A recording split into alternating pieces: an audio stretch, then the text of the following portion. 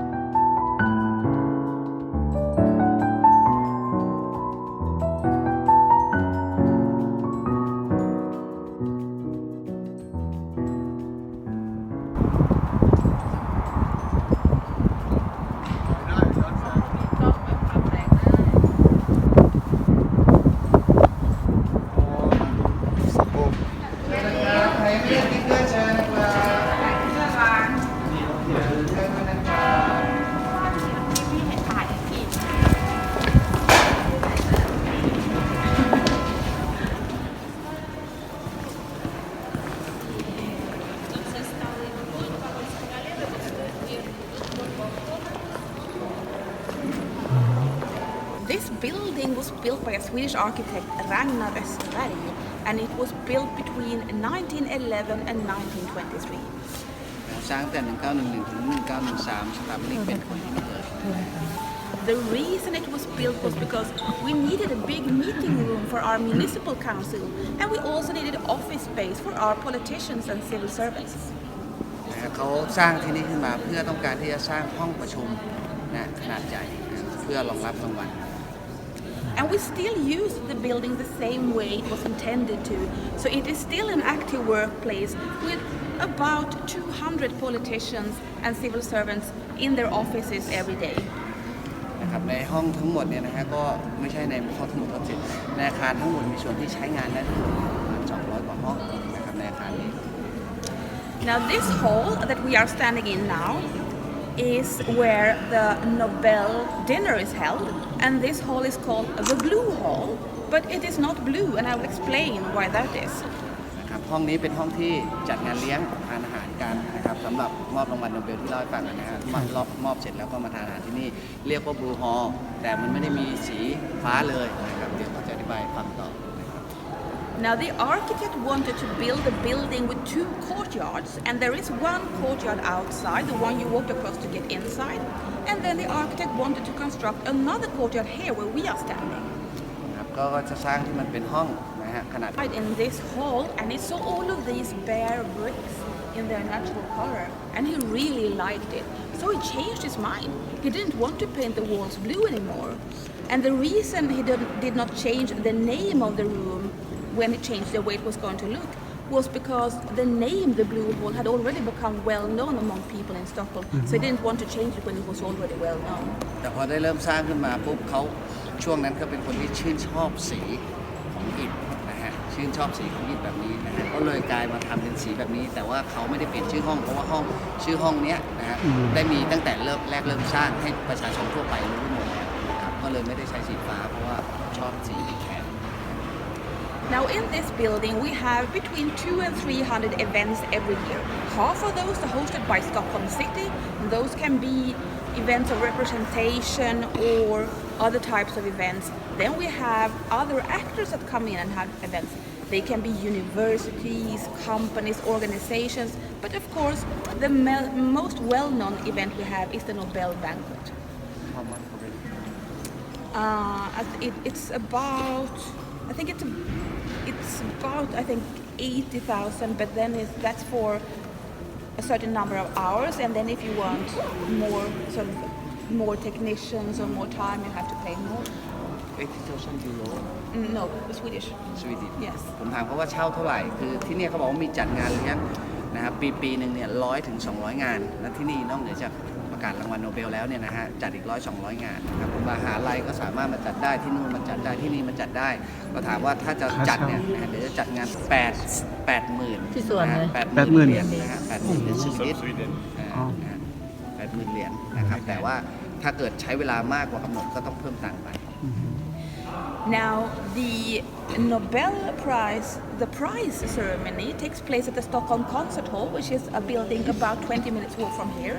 And then after the prize ceremony, the guests come here to City Hall for the banquet. And most of the guests enter from the courtyard outside and come directly into the Blue Hall where we are standing. But then the honorary guests come from the balcony and they walk down the staircase. นะครับก็ที่จัดงานมอบรางวัลนะครับอยู่ที่คอนเสิร์ตฮอลล์ข้างในเมืองนะครับเดินจากที่นู่นมาที่นี่ประมาณ20 นาทีนะครับหลังจากที่มอบรางวัลอะไรเรียบร้อยแล้วนะครับคนก็จะเดินเข้ามาผ่านนะฮะระเบียงทางด้านนี้เข้ามาเอง And those honorary guests, they include the laureates that have just received the prizes, the royal family of Sweden, the ministers of the Swedish government, representatives of the Nobel Foundation, and they are of course the same people that sit at the honorary table, which starts from the staircase, goes through the room towards the opposite wall, and then the rest of the guests sit in tables on both sides.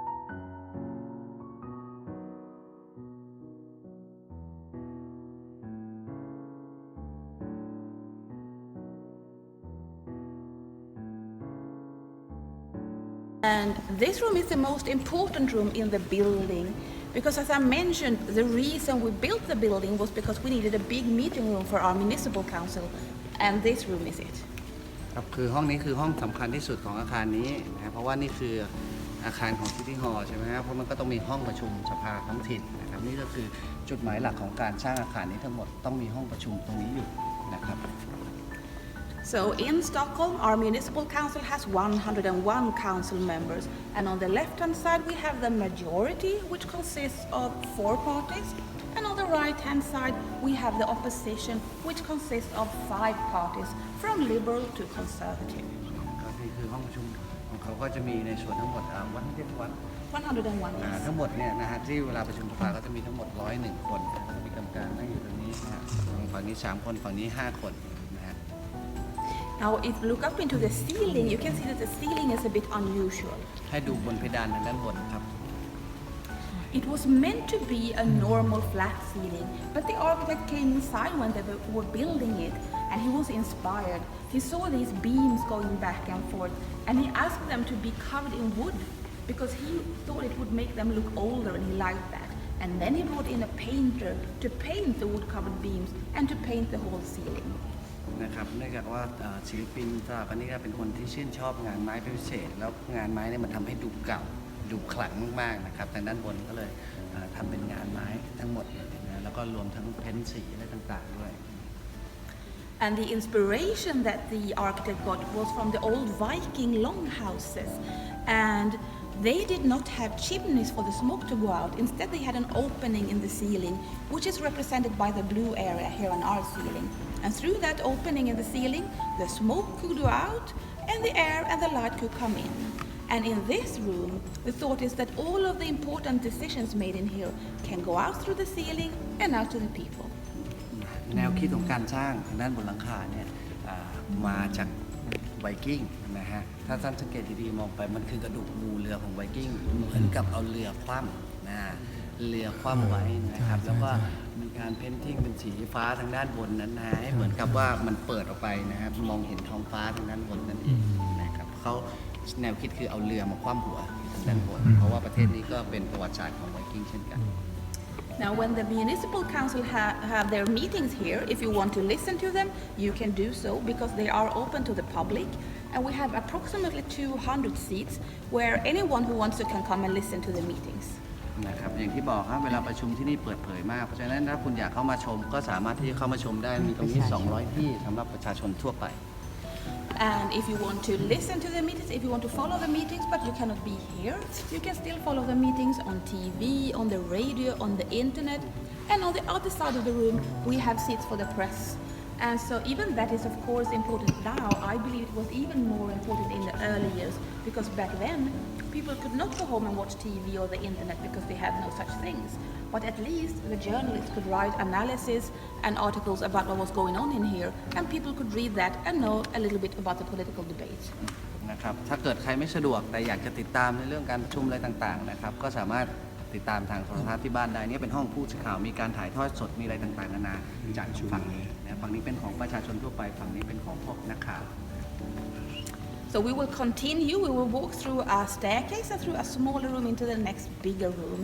And because the smaller room is so small that we don't fit in the same room at the same time. So I will just mention that that room has tapestries on the walls, and those are from France, and they were made for a private citizen. But then a few people got together and bought them as a gift for Stockholm City Hall. But that room is actually most well known for what goes on in there on Saturdays. And we will walk through the staircase and through that smaller room into the next bigger room, and I will tell you what goes on in there on Saturdays. โอเคนะครับเดี๋ยวไปที่ห้องถัดไปเนี่ยมันจะเป็นห้องเล็กๆก่อนที่จะเข้าสู่ห้องโถงยาวๆเนี่ยนะครับให้เดินตามไปก่อนแล้วก็ให้ดูห้องเล็กๆก่อนที่จะผ่านไปนะครับห้องนั้นจะปิดทุกวันเสาร์นะครับแล้วเดี๋ยวเขาจะอธิบายว่าทำไง ได้ถึงโตเลยรวมๆกันนะแล้วใครขี่หัวขี่หางไม่ถ่ายจากด้านนู้นนะ